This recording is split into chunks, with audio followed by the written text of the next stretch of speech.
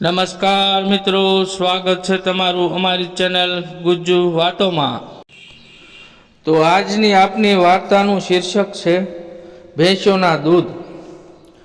ડુંગરા અને વનરાય વચ્ચે જ્યાં જુગો જુગથી વિવાહ વર્તે છે એવી સૌરાષ્ટ્ર દેશની સોહામણી ગીરના તો સોણાય મીઠા લાગે। ઘણી ગીર કપાઈ ગઈ છે, કપાતી જાય છે, પણ જે ભાગ હજુ રહ્યા છે તે ભાગની રૂડપ ખરે જ અદ્ભુત છે। ઉનાળાના સૂકા દિવસોમાં પાન ખરીને ઝાડ ઠૂઠા થઈ ગયા હોય, ખડ સુકાઈને ઉડી ગયા હોય અને ઝરણા સૂકા પડ્યા હોય ત્યારે તે ભાગમાં જનારને ખરી ખૂબી જણાતી નથી। પણ એક બે સારા વરસાદ થઈ ગયા પછી વનરાય લીલવણી ઓઢણે ઝમુકતી હોય, લીલાછમ ખડ છાતી પર ઊભા હોય, દરેક નદી ઝરણું આનંદમાં ખળખળાટ કરી રહ્યું હોય, તે સમયની ગીર જોઈ હોય તેનાથી એ જીવતા સુધી ભૂલાય તેમ નથી। એક સારો વરસાદ થયાના ખબર મળતા તો દૂર દૂરથી રબારી, ચારણ, આહિર, કાઠી અને દરેક મોટા માલધારી પોતાના ઢોર લઈ ગીરમાં ચારવા જાય છે। ઠેક ઠેકાણે ઝૂંપડા અને ઢોરની જોકો બંધાય છે। પરોઢીએ પરોઢીએ વલોણાના ઘમઘમાટ, ઘંટીના નાદ સાથે ગવાતા પ્રભાતિયા, રાત્રે ક્યાંક ભજનની ધૂન તો ક્યાંક દુહા, ક્યાંક વાતો તો ક્યાંક રબારી ચારણના પાવાના મધુર નાદ, ક્યારેક ડુંગરા ગજવી મુક્તિ સિંહની હૂંક તો ક્યારેક પશુની છીંકારીઓ, ક્યારેક સાબરના ભાડુક મસ્ત ખૂંટણાની ત્રાળ, મોરલાના ટવકા। આ બધું જેણે અનુભવ્યું હોય તેને જ તેની ખરી ખૂબી સમજાય। બરાબર મધ્યવીરમાં ડુંગરે વીંટ્યું એક તીર્થધામ છે। ત્યાં રૂકમણીનો ડુંગર છે, તાતા પાણીનો કુંડ છે, ભગવાનની શ્યામ મૂર્તિવાળું મંદિર છે। એનું નામ તુલસી શ્યામ છે। કેટલાક વર્ષો પહેલાં તુલસી શ્યામની આસપાસ કેટલાક ચારણોના નેસ પડ્યા હતા। દેશમાં દુકાળને લઈ ઉનાળામાં પણ કેટલાક ઝૂંપડા બાંધી ત્યાં જ પડ્યા હતા। તેવામાં ઢોરમાં એકદમ શીળીનો રોગ ફાટી નીકળ્યો। ઘણા માલધારી માલ વિહોણા બનીને માત્ર લાકડી લઈ દેશમાં પાછા ફર્યા। બહુ જ થોડા ચારણ કુટુંબ ત્યાં રહ્યા। એક ચારણને માત્ર બે નાના ખડાયા રહ્યા, બાકીના ઢોર તો મરી ગયા। પણ ચારણિયાણી પોતાના પિયરથી બે પાડીઓ લઈને આવી। આ પ્રમાણે એ ચારણને ચાર નાના નાના ખડાયા થયા। તેના ઉપર જ તેનો નિભાવ હતો। આગળ જતાં સારી ભેંસો થશે, એના દૂધ ઘીમાંથી ગુજરાન ચાલશે, એ આશાથી બહુ ચાકરી રાખવા માંડી। ચારેય ખડાયા મોટા થયા। અસલ ગીરની વખણાય છે તેવા વળેલા બબ્બે ત્રણ ત્રણ આટા લઈ ગયેલા શીંગ, દેવલના થંભ જેવા પગ, ટૂંકી ગુંદી ફાટમાં આવ્યા એવા આવ, પથારી કરી સૂઈ રહેવાય તેવા વાંસાના પાટિયા। આમ બધી રીતે વખણાય તેવી ચારેય ભેંસોને જોઈ ચારણ વર વહુ આનંદ કરે છે। દિવસે ચરીને સાંજે રૂજ્યું રડીએ જ્યારે ભેંસો ઘેર આવે ત્યારે ચારણિયાણી જોકના જાપા પાસે જ ઊભી હોય અને જોતા વેત જ મોળી ધાંચી ઈડી, બાપ ગોદડ ઈડી, ખમા મોળી શેલર, આયના રખેપા મોળી માં કરી કરી ભેંસોને આવકારે। પોતાના પછેડા વતી એના અંગ લૂછે, પછી ખાણ ખવડાવવું હોય તે ખવડાવે। ચારેય ભેંસોને વિયાવાને હજુ 3 માસ બાકી છે। ચારે વિયાશે, અધમણ દૂધ કરશે, રોજ 7-8 શેર ઘીની છાશ થશે, ગુજરાન બહુ સારું ચાલશે। એ વિચારોને વાતો બંને જણ કર્યા કરે છે અને આશામાં દોહલ્યા દિવસો વિતાવે છે। ભાદરવો આવ્યો, ભરપૂર વરસ્યો, હેલી મચાવી 8 દિવસની હેલી થઈ। વરસાદ અનરાધાર પડે છે, તેથી ઘણા માલધારી ચારવા જવાને બદલે ભેંસોને છોડી મૂકે છે। એટલે ભેંસો પોતપોતાના ચરવાને નેખમે ઠેકાણે ચાલી જાય છે અને સાંજે ધરાઈને પાછી પોતાની જાતે નેસ ચાલી આવે છે। ઘણા દિવસથી રોજ રોજ આમ ચાલે છે। એક સમય બરાબર મેઘલી અંધારી રાત છે, વાદળા ઘટાટોપ જામ્યા છે, ક્યારેક ક્યારેક વીજળીના સળાવા થાય છે, વરસાદ ઝીણો ઝીણો વરસવો શરૂ થયો છે। તે ટાણામાં કોઈ આહિરના 2 જુવાન ગીરમાં નીકળેલા છે। દિવસે આ ચારે ભેંસોને તેમણે જોયેલી, નજરમાં આવી ગયેલી, આવભર થયેલી અસલ ભેંસો લઈ જવાય તો મોં માગ્યો પૈસો મળે એવી આશાએ આહિરોની મતિ બગડી ગઈ। અડધીક રાત ભાંગી ત્યારે ચોર જોકે આવ્યા। ચારણ ચારણિયાણી નેસનું ધ્રાગડિયું કમળા દઈને મીઠી નીંદરમાં જામી ગયા છે। જોકનો જાપો ઉખાડી આહિરોએ ચારે ભેંસોને હાંકી। એકદમ દોડાવવા જ માંડી. જબ્બર આવભેર થયેલી ભેંસો કેટલીક દોડે, તો પણ લાકડીના માર માએ જેટલી ઉગાવળે હાંકી શકાય તેટલી હાંકી સવાર થયું ત્યાં ગીર બહાર નીકળી ગયા. સવારે ચારણ જાગ્યો, જોયું તો જોગ ખાલી પડશે. ઘડીક તો ધાર્યું કે ઝાંપો ઉઘાડો રહી ગયો હશે, તેથી ભેંસો ચરવા ચાલી ગઈ છે. રોટલો તૈયાર થયો કે છાશ પીને રોજ ભેંસો જતી હતી તે નેખમે ગયો, ત્યાં પણ ભેંસો જોવામાં આવી નહીં. વરસાદ બહુ વરસતો હતો, તેથી બીજી નેખમે ચડી ગઈ હશે. સાંજે પાછી નેસે આવશે એમ ધારી પાછો ઝૂંપડે આવ્યો. સાંજે ધણી ધણિયાણી વાટા જોતા ઊભા રહ્યા, પણ ભેંસો તો આવી નહીં. ત્યાર પછી ખરેખરી ચિંતા થઈ. ફરીને આસપાસ બધાના સ્થળો જોઈ આવ્યો. તગીરના ગાળે ગાલે રખડ્યો, પણ ભેંસોનો પત્તો મળ્યો નહીં. પછી તો ભેંસો ચોરાઈ ગયાનો વહેમ આવ્યો. ભેંસો ઘણી હોય તો તે ટોળામાંથી 1 2 3 4 ને નોખી તારવવી સહેલી નથી. કાચા પોચાથી તો નોખી પડે જ નહીં. કદાચ મારે પણ ખરી કોઈ બહુ હિંમતવાળા 2 3 જેવી તેવી ભેંસોને જુદી પાડી લઈ જાય તો એની મોટા માલધારી બહુ દરકાર પણ ન કરે. ગોત કરવા જવાની મહેનતથી કંટાળીને જતી જ કરે. પણ આ તો 4 ભેંસો એક સાથે ગઈ, બધી ગઈ. જેના ઉપર કેટલીય આશા બાંધેલી તે બધી ગઈ. વળી ભેંસો પણ જેવી તેવી નહોતી. ચારણિયાણીએ પોતપોતાના સગાઓમાં જઈને વાત કરી, પણ ભોળપ અને નિર્દોષ ભાવના ભરપૂર આ પરાજ્યા ચારણો એક તો મનમાં મસ્ત હોય, તેમાં વળી ભેંસોના ઘાટા દૂધ પીવાથી અને દૂધની સાથે વગડાવ સાંભો કે રાજગરા જેવા ખદના ધાન મિલાવી ખીર કરી ખાવાથી આળસુડા થઈ ગયેલા. નીકળીએ છીએ, હા નીકળીએ છીએ. એમ કરતાં કરતાં 15 દિવસના પ્રયાણ પછી 6 જણ શોધ કરવા નીકળ્યા. ગીરમાંથી નીકળ્યા પછી તો ભેંસોને દોડાવવાની જરૂર જ નહોતી, તેથી આહીરો તેને થાક દેતા જતા ધીમે ધીમે વાળકામાં આવ્યા.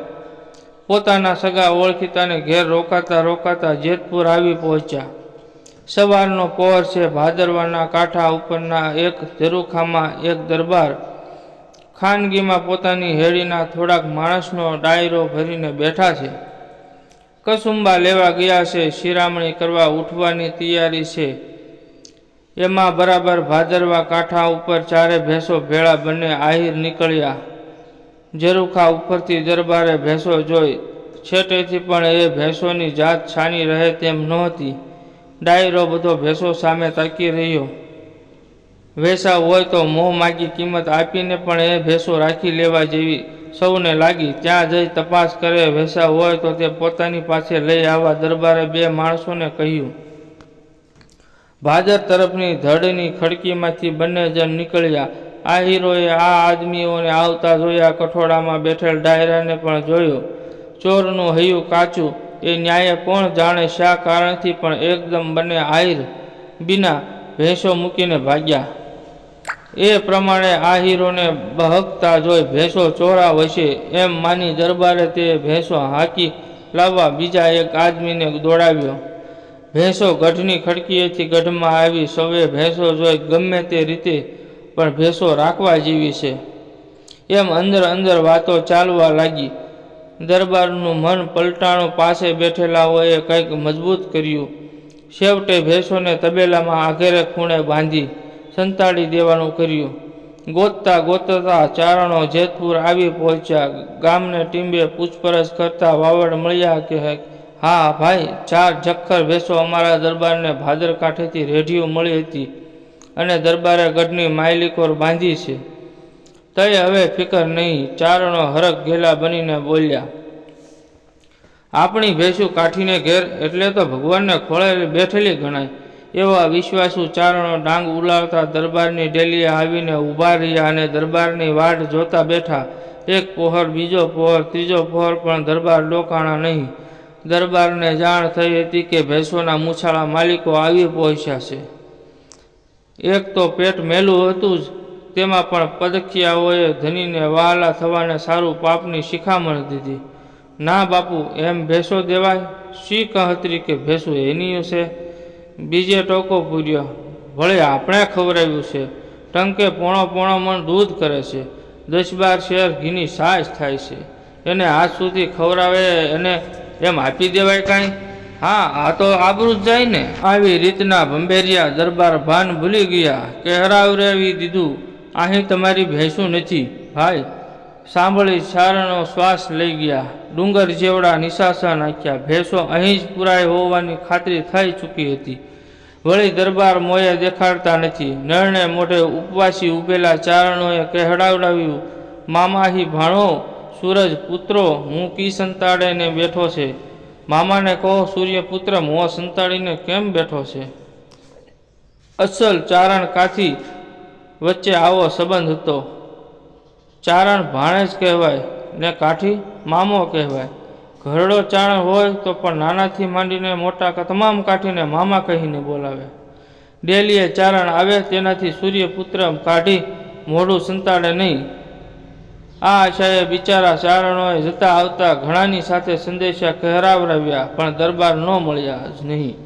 એમ ચારણ પર ભૂખ્યા તરસ્યા ડેલીએ સાંજ સુધી બેઠા રહ્યા. છેવટે ચારણોએ ઘા નાખી ને ત્રાગા કરવાની જ્યારે તૈયારી કરવા માંડી ત્યારે દરબારથી તાપ જીરવાયો નહીં.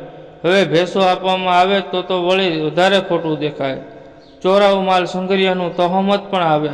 વાત બહાર તો પડી ચૂકી છે. હવે શું કરવું? ચારણ ત્રાગા કરશે, દરિયાદી કરશે, તપાસ થશે, ભેંસો તબેલામાંથી હાથ આવશે, માથે તહોમત આવશે. માટે કાંઈ ઉપાય? હજુરિયા બોલ્યા, હા બાપુ, એમાં બીવોશો શું? ચારણ ત્રાગા કરશે, તેમાં આપણી શું તપાસ થાય? અને તહોમત તો ભેંસ હાથ પડે ત્યારે આવે કે એમ જ ભેંસોને મારી નાખી તબેલામાં જ દાટી દો એટલે થયું. અને ચારણોને મારો ધક્કો ડેલીથી ઉઠાડી મૂકો. દરબારને એ વાત ગમી. ભેંસોને મારી નાખી દાટી દેવાનો હુકમ થયો. તરત હુકમનો અમલ થયો. ચારણોએ ધક્કા મારી ડેલીથી ખસેડ્યા. બહાર ઊભીને ચારણોએ ઘા નાખી, એ મામાહી ભાણો ના આ તોળા ગભરૂડા ત્રાગા કરતા સૂરજના પુત્રોને ભીહું ગળે વળગતી છે, પણ બાપુ ભીહુંના દૂધ તોળે ગળે કેવા ઉતરશે? મામાને કહો તારા ગભરૂ બાળકો ત્રાગા કરે છે. અરે સૂરજના પુત્ર, તને ભેંસો ગળે વળગે છે, પણ ભેંસોના દૂધ તારે ગળે સી રીતે ઉતરશે? બાપ, કોઈએ હાથ કાપ્યો, કોઈએ પગમાં ધરો માર્યો, એમ છે ચારણોએ ત્રાગા કર્યા. ડેલી ઉપર પોતાનું લોહી છાંટીને ચાલતા થયા. તે દોય વસે તો રાત્રે દરબારમાં કોઈએ ખાધું નહીં. સૌને પછી તો બહુ વિચાર થવા લાગ્યો, પણ પછી પસ્તાવો શા કામનો? સવાર થયું, વાત ચર્ચાય, કેટલાક રૂપિયા ઉડ્યા, તેટલેથી બસ ન રહ્યું. દરબાર ત્રાસળીમાં દૂધ લઈને જમવા બેઠા એ ત્રાસળી આખી જીવડાથી ભરેલી દેખાણી. એ દૂધ નાખી દઈ ફરીવાર લીધું તો પણ એમ જ થયું. ત્રાસળીમાં જીવડા જ દેખાય. એક જ દેગડીમાંથી બધાને દૂધ પીરસાય, છતાં દરબારને ત્રાસળીમાં જીવડા દેખાય. ચોખાનું પણ તેમ જ થયું. દૂધ, ચોખા અને ઘી ત્રણેય વસ્તુ તે દિવસથી બંધ થઈ. આંખે પાટા બાંધી દૂધ પીવાનું કરે તો નાક પાસે આવતા જ દુર્ગંધ આવે. એમ કેટલાક વર્ષો સુધી ચાલ્યું. ધીમે ધીમે વધ્યું. છેવટે એકી સાથે 8 દિવસ સુધી કાંઈ પણ ખવાયું નહીં. 8મે દિવસે ચાલાળાના પ્રસિદ્ધ ભક્ત શ્રી દાના ભગતના ગધેય જાતના ચેલા શ્રી ગગા ભગત ફરતા ફરતા દરબાર જેતપુરથી બીજે ગામ રહેવા ગયા હતા. ત્યાં જઈ ચડ્યા. દરબારે આપા ગીગા ભગતની બહુ સારી એવા સેવા કરી. પછી પહેલાં કરેલા પાપની બધી હકીકત કહી. દૂધ, ચોખા ને ઘી પોતે ખાઈ શકતા નહોતા, તેમજ 8 દિવસથી લાંગણો થઈ હતી, એ બધું કહ્યું. બહુ જ કરગરીને કહ્યું, કંઈક દયા કરવા. આપા ગીગાને પગમાં પડી વિનવ્યા. આપા ગીગાને દયા આવી. તે દિવસે દરબારને પોતાની સાથે જમવાનું કહ્યું. આપા ગીગા જાતે ગધેય હતા, છતાં દરબારે તેમની સાથે બેસી એમનું એઠું અન્ન લીધું. તે જ દિવસથી જીવડા દેખાતા બંધ થયા. 12-13 વર્ષ સુધી એ પ્રમાણે ચાલ્યું. 8-10 દિવસે માણસ મોકલી આપા ગીગા ભગતની જગ્યાએથી ધૂપ મગાવી લેવાનું નિયમ રાખ્યું. તેવામાં આપો ગીગો દેવ થયા. દરબારને પણ કંઈક વાત વિચારે પડી. પસ્તાવો પણ કંઈક ઓછો થયો. એટલે વળી દૂધ અને ચોખા ઉપર અરુચિ થવા લાગી. જીવડા તો ન દેખાય, પણ એ વસ્તુ સાંભળી આવે કે તરત અણગમો થઈ આવે કે થાળી પાછી મોકલે. પછી આપા ગીગાની ધજા દરબારગઢમાં એક ઓરડામાં રાખી ધૂપ વગેરે બરાબર નિયમિત જગ્યાએથી મંગાવી કરવા માંડ્યો. એટલે એ વસ્તુઓ થોડી થોડી ખવાવી શરૂ થઈ. પણ 4-5 દિવસે વળી અરુચિ થઈ આવે. 3 ટંક બધાને જમાડતા, બહુ સારી રીતે નોકર ચાકરની બરદાસ્ત રાખતા. કોઈ પણ ડેલીએ આવે તેને ગમે તેટલા દૂધ ઘી જમાડતા, પણ પોતે જિંદગી રહી ત્યાં સુધી છૂટથી એ વસ્તુઓ જમી શક્યા નહીં. થોડું થોડું જમી શકતા. તેવા દિવસોમાં પણ થાળી આવે કે ઘણીવાર સુધી એક નજરે જોઈ રહે. આંખમાં ક્યારેક ક્યારેક જળજળિયા આવી જાય અને ગીગેવ ગીગેવ કહી આપા ગીગાનું સ્મરણ કરી ધીમે ધીમે થોડું ઘણું જમે. 7 દીકરા થયા, બધા નાની વયમાં જ ગયા. કોઈ 2-3 તો કોઈ 5 વર્ષના થઈ મર્યા. છેવટે 70 વર્ષની આવરદા ભોગવી દરબાર નિર્વંશ ગયા. લોકો કહે છે એને ધા લાગી ગઈ. વાર્તા અહીં સમાપ્ત થાય છે. મિત્રો, જો વિડીયો પસંદ આવ્યો હોય તો વિડીયોને લાઈક કરો, શેર કરો અને આપણી ચેનલ ગુજ્જુ વાતોને સબસ્ક્રાઈબ કરવાનું ભૂલશો નહીં.